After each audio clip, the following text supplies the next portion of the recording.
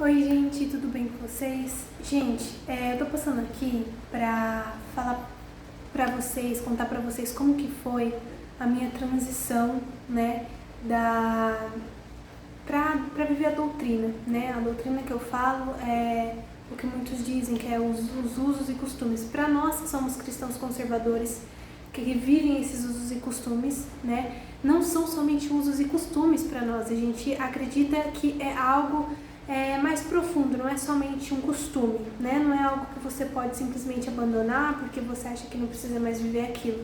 É algo mais profundo, mas eu vou explicar. Eu coloquei numa caixinha no Instagram sobre se vocês queriam saber como que foi a minha transição para começar a viver a doutrina. Por que eu digo transição? Porque quando eu me converti, com 13 anos de idade, claro, eu era uma pré-adolescente, eu era bem nova. Só que eu era como qualquer outra pré-adolescente, né? Eu era vaidosa, eu usava calça, usava shorts, eu fazia, tipo assim, eu era comum, uma jovem comum, né? Como todas as outras, né? Que tem as suas vaidades, vestem os mesmos tipos de roupa, ouvem os mesmos tipos de música, assiste série e tantas outras coisas, né?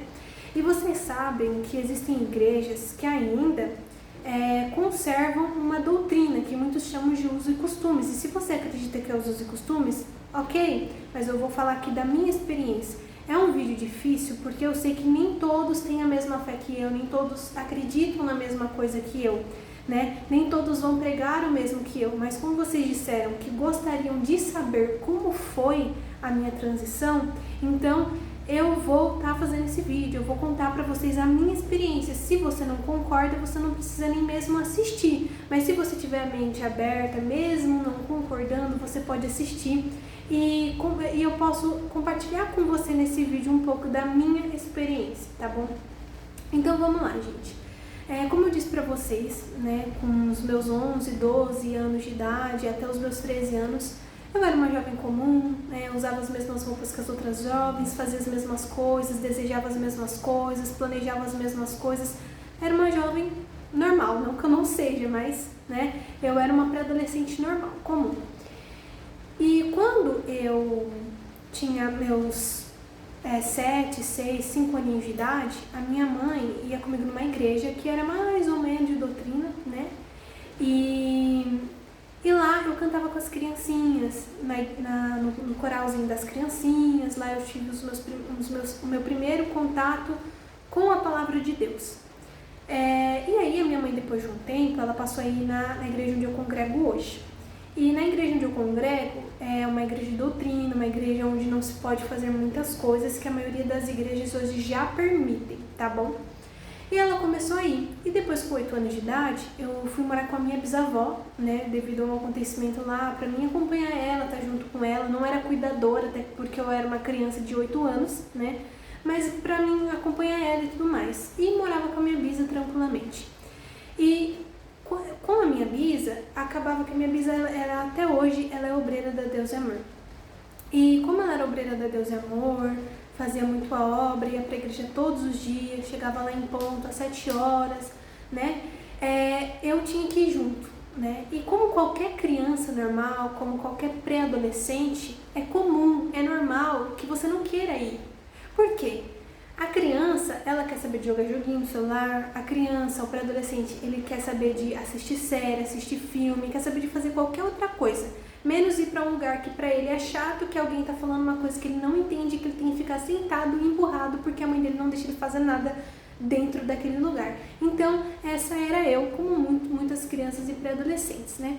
E eu fui crescendo, né? Eu tive aquele contato com a palavra de Deus. Eu, mesmo que aquilo não me interessasse tanto, eu acreditava, eu ouvia minha mãe, eu ouvia a minha bisa, eu ouvia as pessoas da igreja falando comigo, e Deus falava muito comigo na igreja também.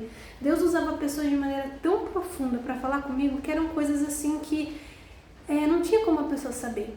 Não tinha como aquela pessoa tá falando aquele algo pra mim, que era coisa até mesmo que eu não tinha falado nem pros meus pais, coisa assim que eu tinha dobrado os meus joelhinhos no chão, tinha falado com o meu papai do céu quando eu era criança, e Deus falava comigo, através do quê? Através dos dons do Espírito Santo dentro da igreja.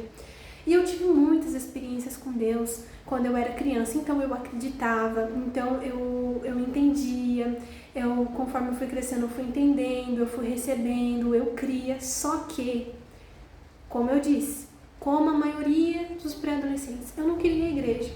Porque eu estava crescendo. Então, eu queria saber do quê? Do que as outras pessoas, do que as outras pessoas procuravam. Eu queria saber, como eu estava crescendo, eu queria algo precoce, eu queria viver o que os jovens de 18, 19, 20 e poucos anos estavam vivendo. Eu olhava as pessoas e pensava, nossa, eu quero crescer logo para mim poder fazer isso, para mim poder fazer aquilo. Então, a igreja para mim, principalmente pelo fato que eu sabia que se eu tivesse que estar firme na igreja, eu deveria parar de usar certas roupas, maquiagens, joias e tantas outras coisas. Eu deveria parar de fazer um monte de coisa que eu amava fazer. Eu não queria parar de fazer de jeito nenhum, então eu comecei a fugir da igreja. Naquela época eu não tinha um bom relacionamento com a minha mãe, aí eu fui pra casa da amiga da minha mãe, fiquei na casa da amiga da minha mãe, e fui aprendendo coisas erradas, e fui me corrompendo desde da minha pré-adolescência. Fui começando a ter contato com coisas que não era do agrado do Senhor. Só que eu me lembrava que um profeta de Deus, que muitas vezes falou comigo coisas profundas que ninguém sabia na igreja onde eu congregava há 6 meses atrás, né, que agora eu tive que me mudar de cidade. Esse mesmo profeta, ele falou assim: olha, se você não vier, Deus está mandando te dizer que tem um anzol atrás de você, ele vai ao seu redor. Tem um anzol, você está aqui no meio, o anzol tá ao seu redor e ele vai te puxar. Por quê, irmãos? Porque Deus, ele já tinha me separado. Ele já tinha uma obra na minha vida, ele tinha me chamado para mim pregar o evangelho, para mim ser uma serva de Deus, para mim ser diferente.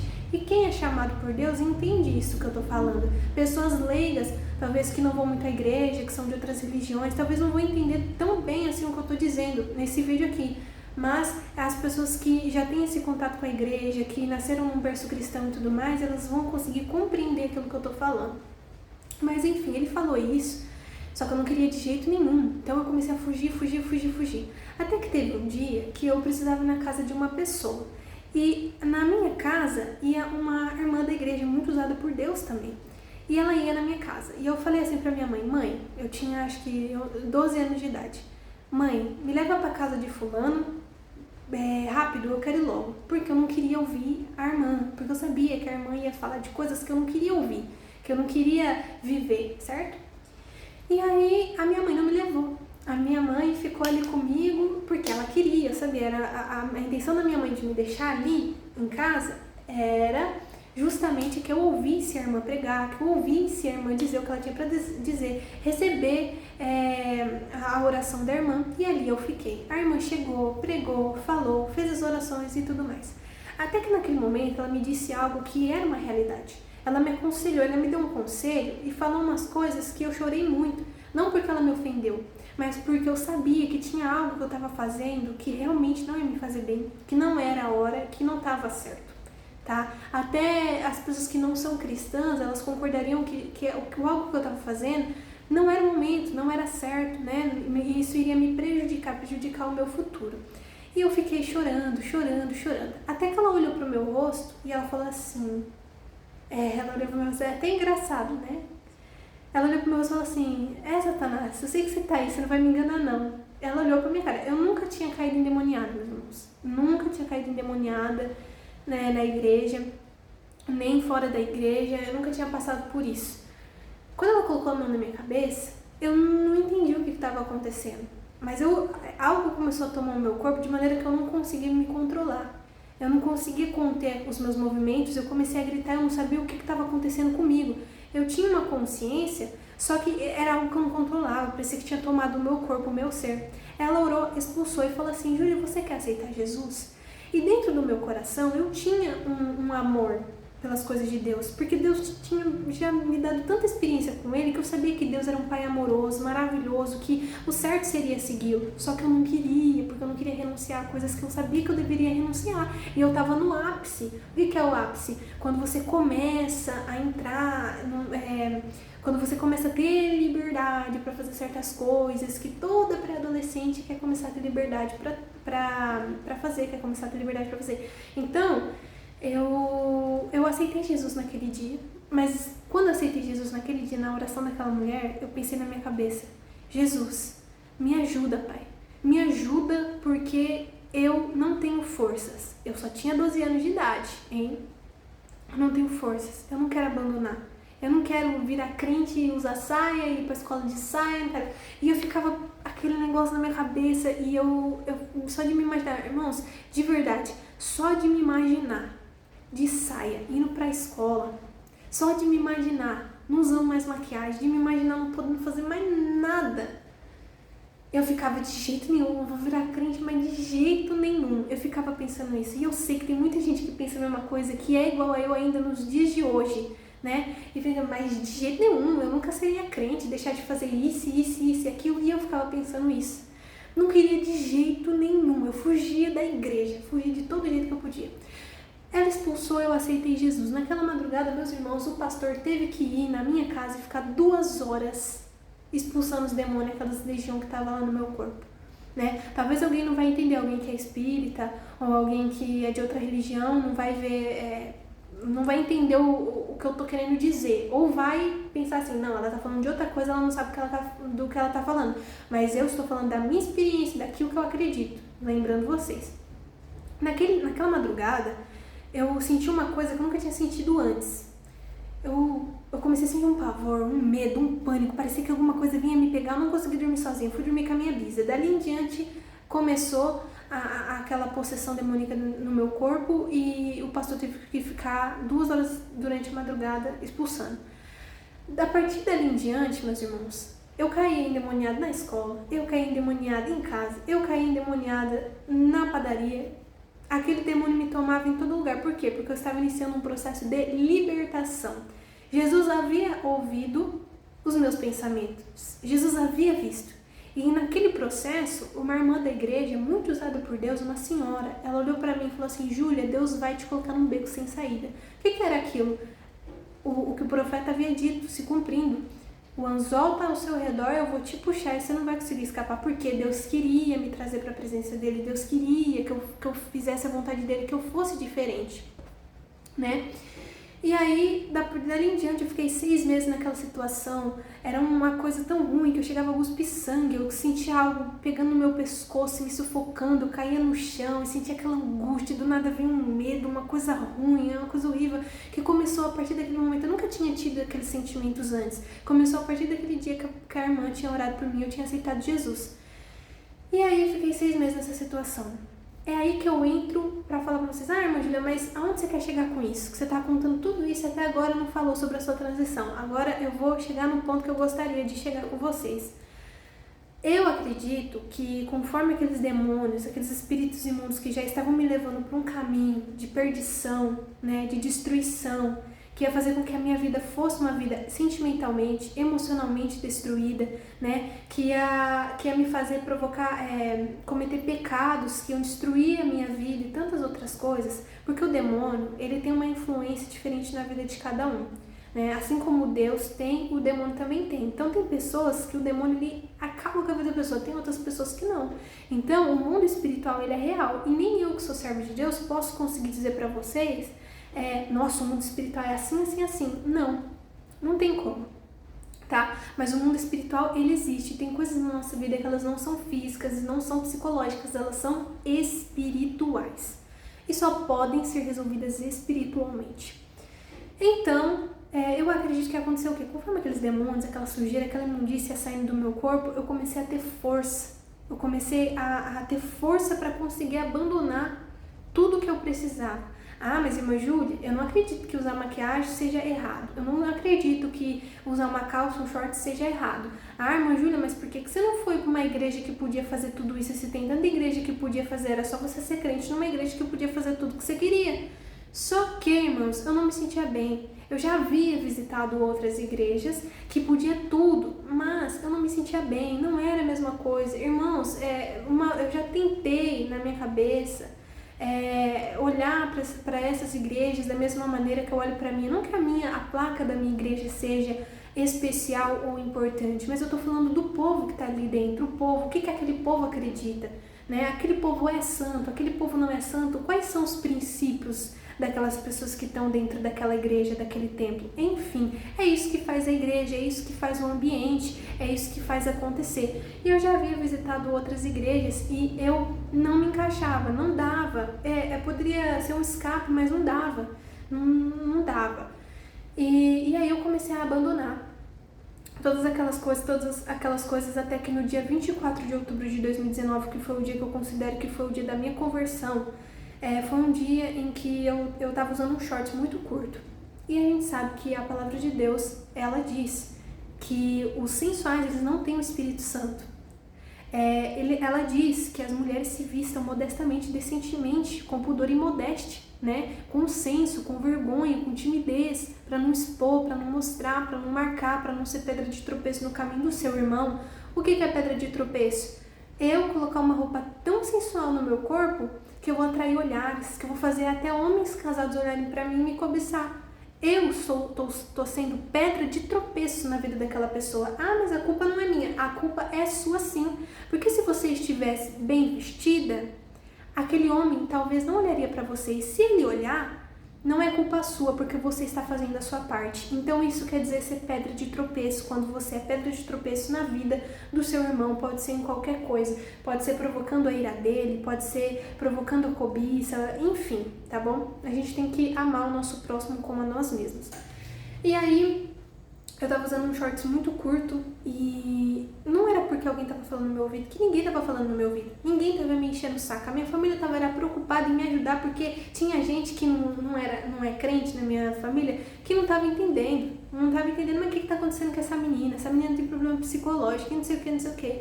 Ninguém tava me enchendo o saco com a minha roupa. Ninguém tava me enchendo o saco com nada. Nem a minha bisa, que é a obreira da Deus Amor. Ela não tava me enchendo o saco com nada. Só que eu me olhei no espelho, aquela roupa já não me incomodava. Eu olhava pra mim, me incomodava, falando, mas essa roupa tá muito apertada, essa roupa tá muito curta. E não dava. Naquele dia eu falei, eu tenho pouco vestido, eu tenho pouca saia, eu tenho pouca roupa, mas o pouco que eu tenho, eu vou vestir, vou parar de vestir essas roupas. Parei de vestir as roupas, comecei a abandonar tudo que não era da vontade de Deus, né? E o que eu gostaria de dizer pra vocês? Qual que é a conclusão de tudo isso, né? É um vídeo, eu tentei, bom, não ficou um vídeo tão curto, mas qual que é a conclusão que eu quero chegar com vocês? Ah, irmã Júlia, não concorda. Ah, irmã Júlia, não acredita. Ah, irmã Júlia, eu não consigo. Irmão, quem vai fazer você conseguir o Espírito Santo de Deus? Porque eu também fugia da igreja, eu fugia da doutrina, eu fugia desse negócio que vocês chamam de uso e costume, eu fugia. Hoje eu tenho opção, eu sempre tive opção de ir pra uma outra igreja. Por que eu não fui? Porque eu não quis. Nossa, mas como que pode uma pessoa que foge da doutrina, que foge da igreja, não querer ir pra uma igreja que pode tudo? Obra de Deus, meu irmão, minha irmã, é o Espírito Santo quem te convence, é o Espírito Santo que te quebranta, é o Espírito Santo que te limpa, que te purifica, que troca as suas vestes espirituais. É o Espírito Santo. Se não fosse a obra do Espírito Santo, a obra de Deus na minha vida, eu não teria conseguido. Tem gente que fica muitos anos sem conseguir abandonar nada, indo e voltando da igreja, de qualquer maneira, não consegue, mas é porque é o Espírito Santo quem faz a obra em você. Só que você também precisa se esforçar um pouquinho. Vai orar, vai jejuar, vai com constância para a igreja, abre o coração para Deus, dá os primeiros passos, que quando você vê, o pecado não te faz falta mais. Não te faz falta. Eu não podia sair de casa sem a pessoa que eu era tão doente que a primeira coisa que eu fazia era passar pó na minha sobrancelha. Eu lavava o rosto, passava pó na sobrancelha. Acho que eu nem escovava o dente antes. Eu acordava e passava pó na sobrancelha, porque eu não me sentia bem com a minha aparência. A minha sobrancelha, ela não é perfeita, eu não faço sobrancelha. Só que você pergunta pra mim, eu ligo? Eu não ligo, irmão, eu não tô nem aí. Ah, mas o seu cabelo também tem umas pontas que tá meio picotado, porque você não corta as pontas do seu cabelo. Meu irmão, pelo amor do Senhor Jesus Cristo, se eu me importasse com isso, eu já tinha cortado meu cabelo pela metade. Tá bom? Ah, mas você tem mancha, você tem espinha. Meu irmão, eu me importava com isso antigamente, hoje em dia eu não me importo, eu não tô nem aí. Ah, mas é porque você agora tá relaxada. Não é porque eu tô relaxada. É porque eu entendo que se você coloca uma maquiagem, se você modifica qualquer coisa no seu corpo, não é você. E que beleza tem em algo que é mentira, é artificial, não é você. né? Às vezes essa palavra pode ser um pouco dura, às vezes eu posso até perder alguns seguidores, seja lá o que for, por causa do que eu tô falando, mas a verdade ela tem que ser dita. A Bíblia ela vai falar que você é prisioneiro, você é escravo daquilo que você não consegue abandonar. Você é escravo da vaidade, da bebida, dos vícios, do cigarro, é escravo da pintura de cabelo, é escravo de tudo isso porque você não consegue se sentir bem com quem você é. Entendeu? Uma obra que o Espírito Santo que faz na sua vida, entendeu? Para você olhar no espelho e falar, eu tô linda, eu tô maravilhosa, eu tô muito melhor do que essas pessoas que fingem ser o que elas não são, que elas são bonitas só porque elas têm 1 quilo de maquiagem no rosto, porque elas pintam o cabelo do jeito que não é, porque elas colocam unha e gel. Irmãos, pelo amor de Deus, na minha pré-adolescência não tinha isso, mas hoje em dia é cílios postiços, hoje em dia é unha postiça, hoje em dia é tudo artificial. Aí você pergunta, como que essa pessoa é bonita se ela não é o que ela realmente é? Ela não é. Ela não é. Se não é de verdade, não é.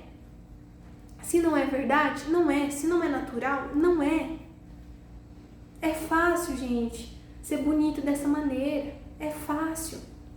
Mas, de verdade, eu quero ver você nascer com a beleza da Angelina Jolie. Tem gente que não acha ela bonita, mas... Então, é o exemplo que eu tô dando pra vocês. Então, é isso que eu gostaria de dizer com a minha experiência. Foi um processo espiritual, eu tive que receber orações, eu tive que passar apertado, eu tive que sofrer. Gente, eu sofri, eu tinha dia que eu acordava com vontade de me matar.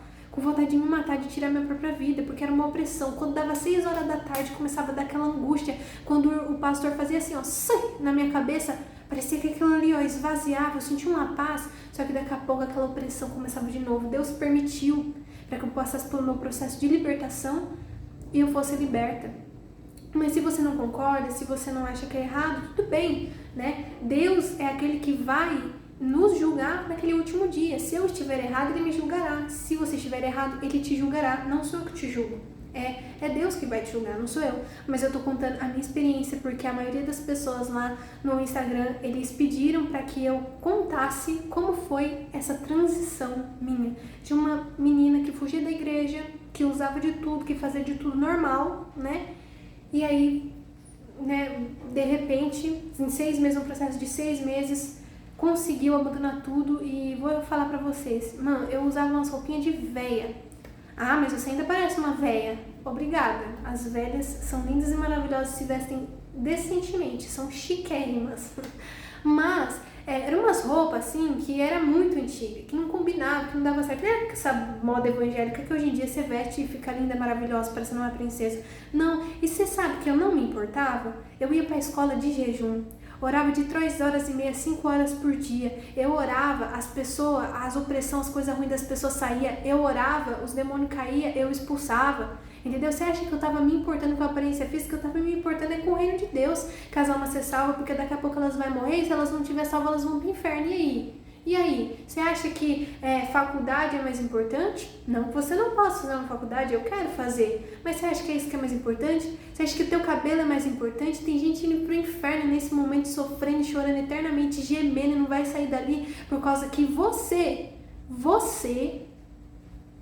não pregou o evangelho pra ela. Primeiro, porque você não é convertido, e segundo, porque às vezes você é um crente relaxado, um crente que tem vergonha, um crente tímido, um crente que não tem o Espírito Santo, um crente que não busca o Senhor para poder pregar o evangelho, né? É um crente que não tá fazendo o seu dever. Então, gente, é isso que eu gostaria de dizer para vocês mais uma vez, é um processo espiritual. Quem te ajuda com isso é o Espírito Santo. Se você não crê, amém. Mas se você crê, pega esse conselho que eu tô te dizendo.